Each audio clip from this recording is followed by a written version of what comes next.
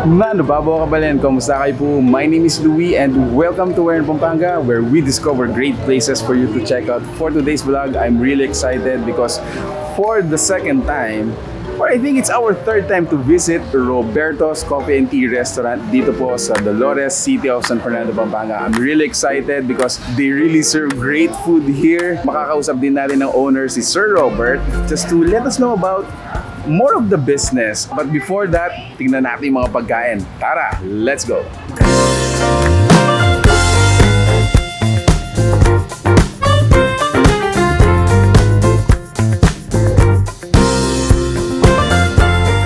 Coming in here, guys, you're gonna be greeted with the veranda, the balcony. This is actually an old house dito sa Dolores and they converted it into a restaurant nga.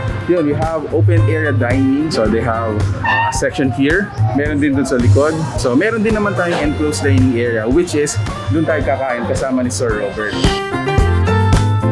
I am Robert Lo, a veterinarian by profession, and I'm the founder of the Fresh Option Meat Shops, and I go into restaurants, a lot of restaurants, but because of pandemic, I just maintain my original restaurant, the Roberto's. This is it, guys. This is our table. Again, thank you, Sir Robert, for the invitation, for making us experience again. This is not our first time actually. So these are yet to come out from the menu. Even pizza, we have the 18 inches. We're coming out with the 14 inches. Yes. 12 inches. Kasi 12 inches. sila masyado dito. Ang laki po kasi. Yes, they launched po sa stores, no? So, may mga new products kami dito na for sneak peek exclusively for we're in Pampanga. Wow! So, fully, Thanks. the two burgers These are? Yes. The two burgers. We are with Sir Mike. Ayan, siya yung kausap natin kanina. Let's sit down. Sabi ni Sir, ito daw yung beauty soup. So guys, if you're looking for a beauty regimen na gumaganda ka na, nabubusog ka ba? Yeah, this is it. So basically yung beauty soup natin, ano siya? It's made out of pork knuckles and chicken feet boiled for 8 hours. So talagang extract namin yung collagen from the bones. That's why kung mapapansin niyo po, very thick siya. Yes. Tapos pag tinikman mo siya, parang nagpo-coat siya sa chicken. Tapos lasang-lasa mo talaga yung rich yung flavor niya. Yes. Well, the story behind is we got an old building in Pampanga City, and it's too big for Fresh Option stores. And we have still available about 150 to 180 square meter on the ground floor and about 200 plus in the second floor. So we want to maximize the usage of a building. That's like in 2011 or 2012. So it's almost about 10 years now for Roberto's. We moved now from our place kasi it's really in the center of Pampanga. We have problem with parking, so there are only 2 parking slots. So our customers complaining. From our central location, we moved to the Vista Mall. Then we opened several branches in SM malls like in Clark and in Marikina, North EDSA, and SM Pampanga. And here in Dolores, near the JBL Hospital. Sir Mike, one of your best sellers are your steaks, Yes, di ba? sir. Fully talaga sila yung nagdadalas ng sales namin ever since. Then yun po, from the travels of Doc Robert talaga fully, nagdadagdag kami ng variety na surely mag-enjoy ng market. Yes. So this one is The rib-eye steak. rib-eye steak. And then next one is Prime rib steak po. prime rib steak.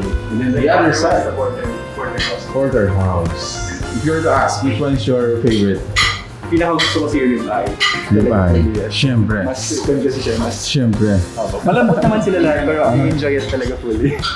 We offered Western comfort food. So if you want something special, something different, dito tayo sa Roberto's. We offered a steak at a good price. Because I'm really fond of eating and I go around the world tasting different food. And I want to bring the experience to the Kapampangans. That's one for specialty. Yes. It has onion and shiitake mushroom jam sa ilalim, and then in the middle is our RCT burger mixture. Tapos, I made lang shredded beef with barbecue sauce and onion rings on top. Ito, Thai beef salad. Thai beef salad. Yes, And then earlier, sir, you said this one is Italian Parmesan Ojan chicken. Recipe ng mother ko to. Korean. We use kimchi rice. My favorite are the hunker meals, no? We have the hunker meals like different chicken dishes all over the world. So we have Fujian, Japanese Titan, the Korean barbecue dish, then we have the Italian. So marami. Yung mga places that I have went to, then gusto ko yung taste, and I asked our R&D to prepare that dish. It's creme caramel. It's the European version ng ating leche flan. How does it differ? Actually, wala. From cooking and the process niya talaga. From cooking and process niya, it's the same. Yes. Kumbaga, kung may ibang version lang na Asian version Really? ng Tagalog. Really? Original French cuisine na dessert, it's called creme caramel. Pero pag tinignan mo yung process, if ever nag-culinary school ka, tapos nasa menu nila yan kasi mga classics yan eh. Tapos pag ginawa nyo, parang ikaw, leche flan lang to, it's the same. So, yan lang siya. So there you go, guys. So debunk yung mga nag-aaral sa mga culinary schools. Hindi naman debunk, but it's the same.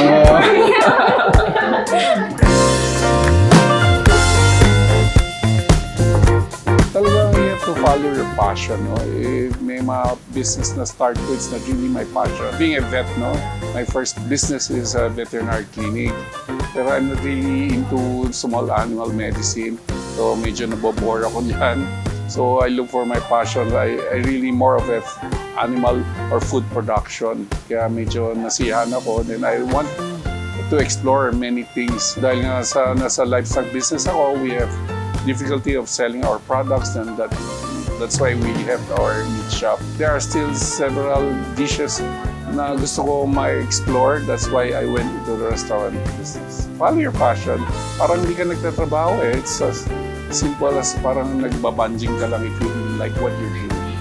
Sabi natin, pandemic good side ng pandemic, maganda naman sa business namin because essential kami, lalo sa meat shop, and people are coming to our stores kasi they're avoiding crowded places like the wet markets and supermarkets, kaya medyo nag-boost naman sa business namin. Yes, kung medyo tired na kayo sa mga regular food, no? O mga fast food o yung mga known restaurants, try Roberto's. You have a different taste. Ito mga favorites ko. Being a traveler, no? I taste a lot of food. So I bring the best here in Roberto's.